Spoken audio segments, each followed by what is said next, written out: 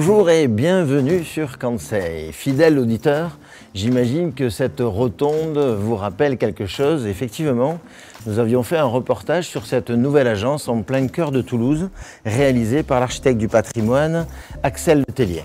Aujourd'hui, il nous reçoit sur toute une journée pour nous présenter des projets complètement insolites, des projets en cours de réalisation, des projets réalisés et surtout une des particularités d'Axel, puisqu'il est architecte du patrimoine, une rénovation tout à fait particulière. Je vous souhaite un bon tournage.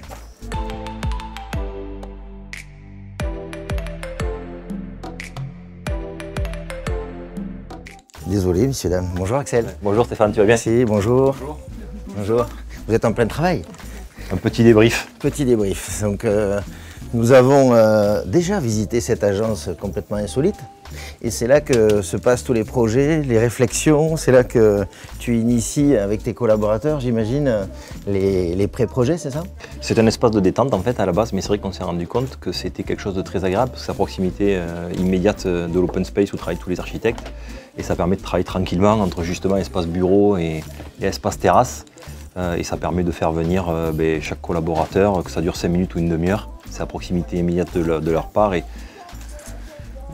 je vis en même temps là où tout se crée. D'accord, donc aujourd'hui on passe la journée ensemble, Axel, merci. On va commencer par une des particularités de cette journée, c'est un projet particulier qui visiblement te tient à cœur parce qu'il est dans un quartier, on va dire, sur l'autre rive de Toulouse, sur la rive gauche, et il a une particularité, je crois. Oui, c'est le 180 avenue de Muret, qui est un immeuble de logement, mais on a essayé de travailler sur un projet qui va redévelopper, j'espère, l'avenue de Muret un peu et redonner un peu de punch, parce qu'elle est un peu morose à mon goût et c'est vrai qu'on a essayé de travailler sur ce que je vais appeler un objet architectural. C'est pas forcément notre façon de voir, mais je trouvais que c'était essentiel à cet endroit-là. J'espère que tes collaborateurs, tes collaboratrices ne nous en voudront pas. Je vous l'enlève, hein, je vous l'enlève et je me le prends sur toute une journée, qu'à moi, hein, pour découvrir vos beaux projets. On y va? Avec plaisir. Allez.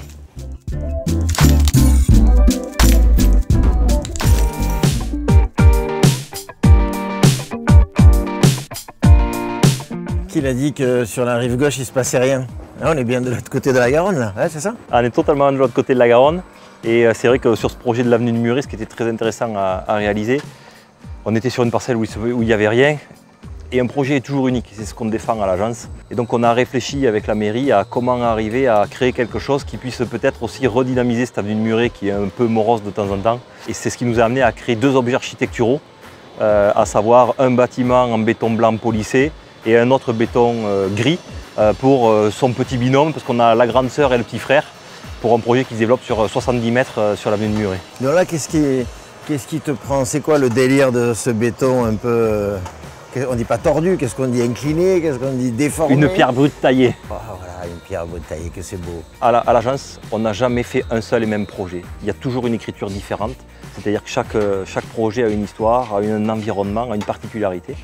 Et la particularité ici, c'est justement, il n'y en avait pas. Il y avait la Garonne bien sûr, il y avait l'avenue de Muret avec son tram, et il fallait réussir à écrire quelque chose qui soit différent et qui serve de référent pour l'avenue.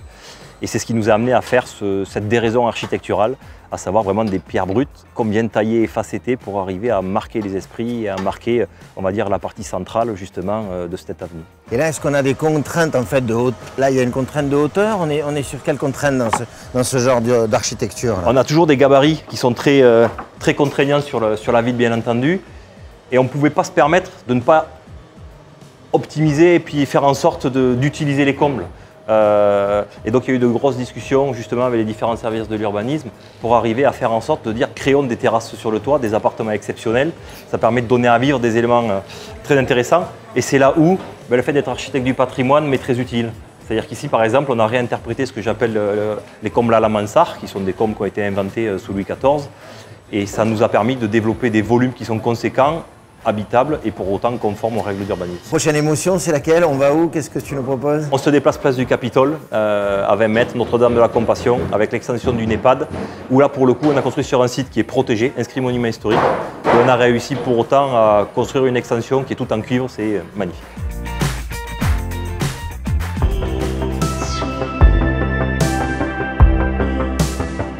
Bon, ça continue de surprise en surprise.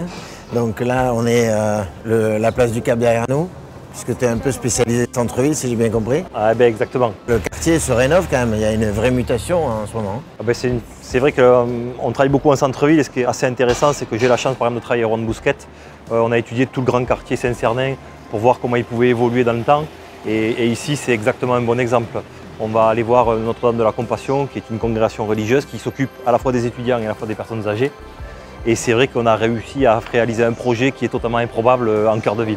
Donc toi, quand c'est compliqué, impossible au centre-ville, c'est Axel Letellier, c'est l'agence d'Axel qu'il faut appeler ou quoi? C'est quoi le truc? C'est ça qui nous passionne.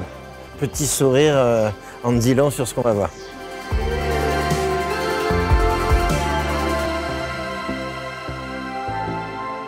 Donc là, c'est le vrai waouh! Donc là, tu arrives ici, c'est quoi? Qu'est-ce qu'il y a avant que tu bâtisses ça en fait? Quand on arrive ici et qu'on nous demande de travailler, en fait, on est sur un espace résiduel. C'est-à-dire que c'est une cour à moitié abandonnée. Et on a à la place de ce bâtiment un ancien local technique, une chaufferie et surtout des grands murs pignons aveugles de tous les immeubles mitoyens des parcelles à côté. Et c'est vrai que la particularité, c'est on est sur une parcelle qui est inscrite à l'inventaire supplémentaire des monuments historiques. On a un donjon qui est classé du XIVe siècle. C'est improbable de pouvoir construire, totalement. Et la demande, c'est comment peut-on faire une extension pour rendre viable les services aux gens qui accueillent la congrégation. Et donc toute la problématique, ça a été d'arriver à convaincre l'ensemble des personnes administratives, à savoir bien entendu la ville, mais aussi les services patrimoniaux, l'ABF, pour arriver à dire comment peut-on construire et peut-on construire. L'enjeu, c'est de construire des chambres en fait. C'est de construire des chambres pour seniors. On ne s'en rend pas forcément compte. Et c'est ça que moi je trouve extra sur ce projet, c'est que ce sont des chambres mais dans un écrin exceptionnel. C'est un petit bijou, c'est un petit projet, il y a 15 chambres au niveau de l'extension, mais ça n'empêche qu'on est venu marquer durablement l'évolution et le patrimoine de ce site-là. Et c'est ce qui m'intéresse en tant qu'architecte du patrimoine, de restaurer le patrimoine et de créer le patrimoine de demain si c'est possible, parce qu'il n'y a que demain qu'on le sera malheureusement. Le patrimoine de demain avec des matériaux intemporels. Exactement. C'est quoi? Du cuivre. Pourquoi du cuivre d'ailleurs? Parce qu'on peut se poser cette question, parce qu'on a des bâtiments en briques et en enduit tout autour. On nous autorise à construire quelque chose dans un endroit exceptionnel et donc il faut mettre en place un matériau exceptionnel aussi et pour autant qui garde une sobriété absolue. C'est pourquoi les volets ont le même matériau que le reste du mur, ce qui permet de finalement, dans l'audace, de rester discret. Et est-ce que les gens chez qui nous allons manger ont planté quelques légumes ici dans ce petit jardin ou pas? Non, je pense pas. Mais ça n'empêche que c'est vrai que c'est à 2 encablures parce que c'est au Bibent. Et là, c'est la prochaine surprise. Et c'est la prochaine surprise parce qu'on a réalisé quelque chose qui est aussi très intéressant. On a mélangé un monument historique tout en faisant un bistrot qui est de très grande qualité et réaliser et le mettre au goût du jour, ce qui n'est pas si facile que ça. Allez, on y va? On y va.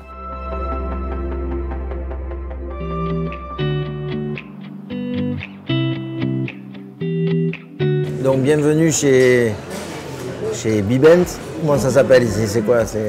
Le Bibent, en effet. C'est une institution toulousaine en fait. C'est une institution toulousaine puisqu'elle a plus de 100 ans d'existence et c'est vrai que j'ai eu la chance de pouvoir y intervenir il y a une petite dizaine d'années. Et l'objet, c'était d'arriver à en faire un endroit où on aime venir manger et où aussi le décor était remis en exergue. Et c'était toute la difficulté parce que tout était peint en marron dans les années 70, très altéré. Or, on est protégé au monument historique sur cet endroit également. Et on s'est amusé à commencer à gratter un peu à droite à gauche pour se rendre compte de qu'est-ce qu'on pouvait faire, à réussir à obtenir nos autorisations et surtout un vrai challenge, c'est-à-dire arriver à faire des décors bien restaurés à la feuille d'or comme on peut le voir et pour autant dépenser 1,5 million d'euros en 3 mois. Parce que le challenge c'était de faire le chantier en 3 mois. On avait 5 couches de travaux les uns sur les autres. Gros œuvres qui cassaient, les peintures au dernier niveau sur des échafaudages en train de faire la feuille d'or, les électriciens qui saignaient. On a livré 2 heures avant l'ouverture. Et on faisait 3 réunions de chantier par jour, 7h du matin, midi et 21h le soir. La performance, elle est au niveau de la réhabilitation. En fait, on retrouve des choses qui étaient déjà là et des choses qui ont été rajoutées, en fait, c'est ça? En fait, on avait ce qu'on appelle les stucs et les staffs, c'est-à-dire les moulures qui étaient là à 80%. Par contre, en effet, l'ensemble des décors peints avait totalement disparu. Et donc, tout ce qui était difficile, c'était d'arriver à convaincre les services de l'État de réinterpréter un décor sans avoir aucun support. Et donc en fait on a totalement inventé le décor en se servant d'exemples. La vie fait que je suis allé à Budapest 6 mois avant de me lancer dans ces travaux. Et à Budapest il y a un bistrot qui est de la même époque avec une similitude de décor. Et donc ça nous a permis de s'inspirer de cette ambiance-là pour la retranscrire à Toulouse. Il n'y a pas de hasard? Il n'y a pas de hasard, jamais. Bon appétit. Bon appétit à toi.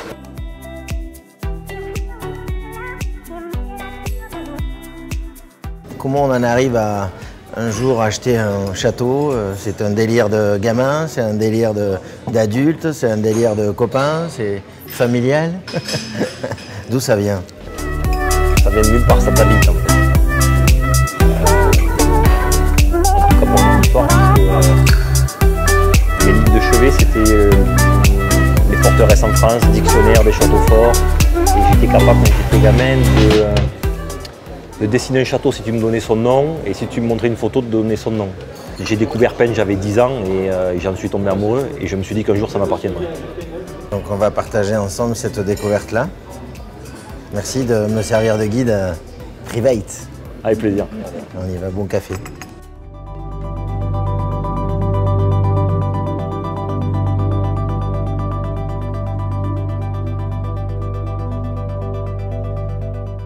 Séquence émotion. Tu nous avais promis de l'émotion, il y en a. Donc là, on se petit voyage dans le temps. On est dans quel siècle là? 12e et 13e siècle. 12e et 13e siècle. La période la plus importante, c'est ça, c'est 1270. Donc là, en quelle année tu rachètes ici? Je rachète le château en 2006 et on ouvre au public en 2010. Donc là, on est en plein chantier en fait. Tu approvisionnes, c'est ça, une fois par an? On est en chantier permanent en fait, puisque le gros souci c'est que c'était une ruine absolue quand on est arrivé, puisqu'il y avait les arbres au milieu. Et donc depuis 2007, on fait 2 tranches de travaux annuelles, livraison hélicoptère parce que c'est le seul moyen d'accès, puisque dans le village on ne rentre pas au-delà d'une 4L, et au château au-delà d'un quad, ce qui veut dire que voilà, il n'y a que l'hélicoptère qui permet de livrer du matériel en conséquence, puisqu'on livre entre 100 et 200 tonnes de matériel chaque année pour pouvoir faire 2 mois de travaux avec 2 équipes différentes. Une équipe, on va dire, que l'on a l'habitude de voir de tous les jours avec des échafaudages tubulaires métalliques, et une équipe qui fait de l'échafaudage en bois traditionnel, comme au XIIIe siècle. Alors pendant qu'il restaure, les gens qui accèdent au château donc, peuvent en même temps discuter, échanger. Ah, c'est l'essentiel, c'est le principe.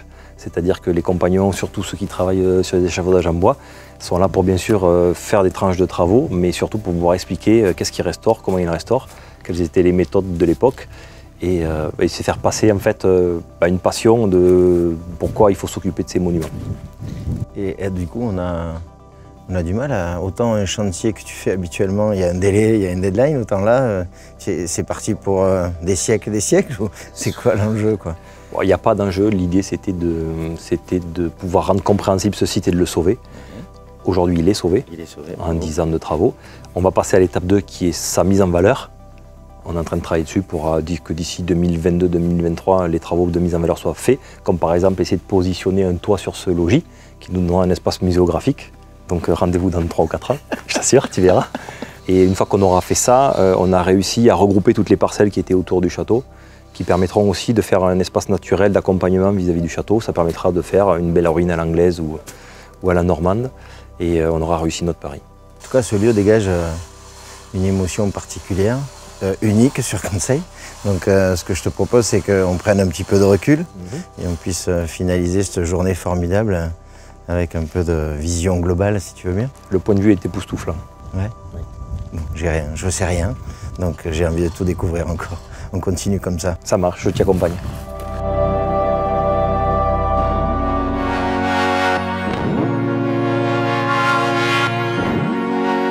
Bien Axel, donc là on se retrouve sur la terrasse, un petit village que tu as l'air de bien affectionner, puisque je crois que derrière nous il y a l'ouvrage. Comment tu conçois toute cette pluridisciplinarité dans laquelle tu t'inscris?